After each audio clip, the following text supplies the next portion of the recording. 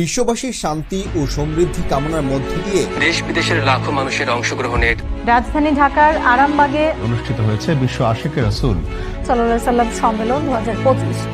বীর মুক্তিযোদ্ধা হযরত সৈয়দ মাহবুবে খোদা দেওয়ানবাগীর ৭৬তম শুভ জন্মদিন উপলক্ষে শুক্রবার দিনব্যাপী এই মহা সম্মেলন অনুষ্ঠিত হয়।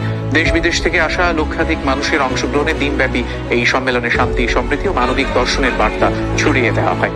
সব ধরনের বিভেদ ভুলে একটি সম্প্রীতির বাংলাদেশ গড়ার আহ্বান জানানো হয় এই সম্মেলন থেকে।